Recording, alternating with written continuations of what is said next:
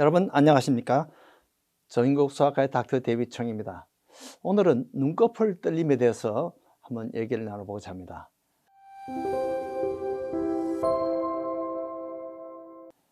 이것은 영어로는 eyelid twitching 또는 아주 어려운 의학 용어로는 마이오카이미아 이런 용어를 씁니다만은 우리가 보통 눈꺼풀이 대개 일시적으로 보통 며칠 정도 그렇습니다. 며칠 정도 있다가 없어지는 경우가 많습니다.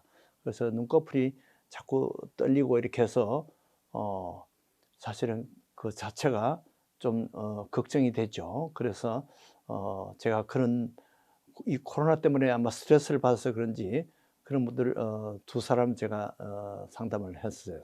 근데 원인은 대개는 이것이 눈에 대한 자극 때문에 눈 떨림이 올 수가 있습니다.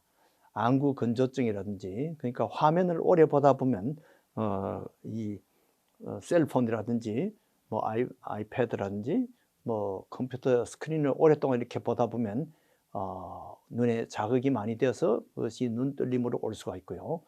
그 외에 이제 피곤하거나 과로 또는 그 탈수 때문에 올 수가 있습니다. 대개 이제 불면증이라든지 그런 경우 많이 오고요. 또 이 스트레스나 이 걱정, anxiety 그런 것 때문에 올 수가 있습니다. 또 그 스트레스를 푼다고 술을 많이 마시고 담배를 피우고 또 커피를 마시고 이렇게 하다 보니까 술이나 담배나 커피 때문에 이것이 눈 떨림이 올 수도 있습니다. 어떤 사람은 그 자기가 병이 있어서 그 약을 뭐 파킨슨 병에 대한 약을 썼더니만 눈 떨림이 오더라는 이런 사람들이 있습니다. 그 다음에 이 빛에 대해서 예민한 그런 경우가 있습니다. 라이트 센시티비티 그런 것 때문에 올 수도 있고 편두통 이런 것 때문에 올 수도 있습니다. 그 외에 이 눈꺼풀 있는 그 밑에를 눈썹이 나 있는 그 부위를 안검이라고 하는데 눈의 염증, 그 안검염이라든지 결막염 또는 더 안쪽에 이 포도막 그런 것이 있어서 염증 때문에 눈이 떨리는 경우가 있습니다. 보통 제 증세는 눈 떨림과 함께 눈 부종이 생깁니다. 눈 부위가 붓고 또 눈을 자꾸 깜빡이게 되고요. 이 눈꺼풀 세동이 자꾸 오게 됩니다. 그런데 이것이 보통은 뭐 심각하지 않은 그런 일시적인 건데요. 어떤 심각한 병의 합병 증세로 이것이 올 수가 있습니다. 가령 와삽증이라는 것이 있죠. 그 제7 뇌신경이 마비가 되면 안면신경 마비가 돼서 그럴 때는 입술이 자꾸 한쪽으로 돌아가고 눈이 한쪽이 잘 감기지 않는 그런 문제점이 있는데 그럴 때 역시 이런 눈떨림 현상이 올 수 있다는 거죠. 그 다음에 cervical dystonia 그래서 목이 마비가 돼서 목이 갑자기 뻣뻣하게 잘 돌아가지 않는 그런 경우가 있는데 그럴 때도 이게 눈떨림이 오고요. multiple sclerosis 다발성 신경염으로 올 수도 있습니다. 파킨슨스 디지즈 때도 많이 생기고요. 뚜렛 신드롬에도 많이 생깁니다. 뚜렛은 보통 틱 같이 눈을 한 번씩 깜빡인다든지 보컬 틱은 자꾸 이런 식으로 소리를 내게 되는 그런 보컬 틱이 있고요. 또 손을 자꾸 이상한 행동을 자꾸 이렇게 동일한 반복적인 그런 행동을 하는데 이 뚜렛 신드롬 있는 사람들에게 이런 눈떨림 현상도 잘 온다는 거죠.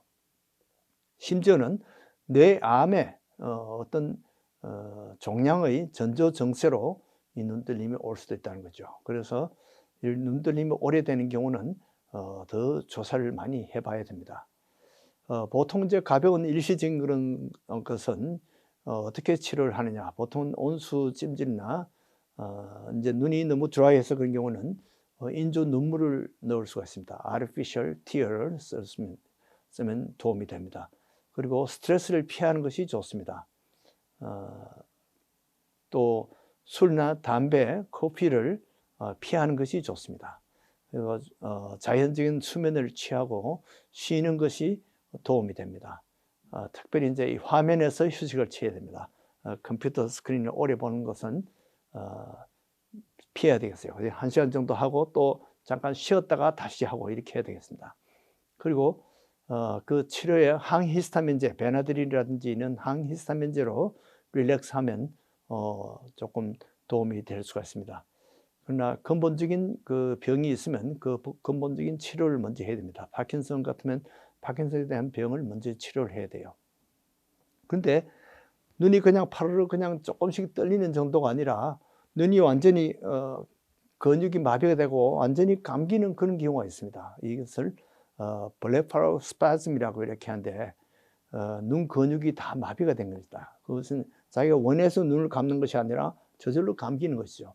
그렇게 해서 이렇게 해서 오래되면 실명 가능성이 있습니다. 그래서 눈이 너무 계속 떠 있어도 그것이 안구 건조증이 생길 수가 있는데 눈이 계속 이렇게 닫혀 있어도 실명 가능성이 있습니다. 그래서 그런 경우에는 보톡스를 치료한다든지 또는 신경에 대한 수술요법을 해야 되는 경우도 있습니다. 이 성경에도 보면 예수님이 이 맹인에게 흙을 발라서 실로암 못으로 가서 씻으라 이렇게 했는데 혹시 이런 블레파로스파즘 이런 것이 아닐까 이런 생각도 해봤습니다. 어쨌든 이 사람이 눈이라는 것이 세 가지가 있는 것을 아십니까? 보통 우리가 실제 있는 사물을 그대로 보는 육안이 있습니다. 그래서 뭐 사격하는 사람들은 이 눈이 육안이 좋아야 되죠. 야구 선수도 육안이 좋아야 됩니다. 수술하는 사람들도 육안이 좋아야 돼요. 선구안이 아주 좋아야 됩니다. 그 다음에 육안 외에도 사람이 사물을 보는 지혜의 눈이 있습니다. 그 사물 뒤에 있는 감추인 것을 보는 안목이 있다는 거죠. 가령 바둑을 잘 두는 사람들은 다른 사람들이 보는 바둑돌은 다 보통 사람들이 다 볼 수 있지만은 그 바둑돌이 어느 방향으로 가고 있는지 그 수를 미리 아는 사람이 있습니다. 이 바둑의 대가들이죠. 그것은 지혜의 눈입니다. 다음에 어떤 물건의 가치를 알아보는 것, 어떤 사람의 가치를 알아보는 것, 이것이 지혜의 눈입니다. 이것은 정치적인 식견도 여기에 들어갑니다. 지혜의 눈이죠. 가령 이순신 장군 같은 사람은 국제 정치를 보는 눈이 있었어요. 그래서 아무래도 일본 사람들이 우리를 쳐들어올 것 같다. 그런 눈이 다른 사람들에게 아무도 없었는데 이순신 장군에게 있었어요. 그래서 거북선을 만들고 아주 군사들을 훈련하고 이렇게 해서 우리나라를 구했죠. 또 그 이순신 장군 같은 사람을 알아보고 발탁한 사람이 바로 유승룡입니다. 그때 영의정이었었는데 사람 보는 눈이 유승룡에게는 있었습니다. 이순신을 알아보는 눈이 유승룡에게 있었던 겁니다. 예, 또 한 가지의 눈이 있습니다. 우리가 사람이 육신의 눈과 지혜의 눈만 가지고 인생이 다 되는 게 아닙니다. 우리 사람에게는 영안이 있습니다. 하나님을 보는 눈이 하나님께서 주셨어요. 그래서 천국을 보는 눈, 천국 가치를 보는 눈, 복을 보는 눈이 있습니다. 이것은 어떻게 해서 가지냐 하면 우리가 예수를 나의 구주로 영접하고 예수님을 우리가 하나님으로 우리가 믿으면, 예수님을 구세주로 믿으면 우리가 영안이 밝아집니다. 그래서 우리가 천국을 볼 수 있습니다. 하나님을 볼 수 있습니다. 이러한 영안을 밝혀보는 저와 여러분이 되기를 축복합니다. 안녕히 계십시오.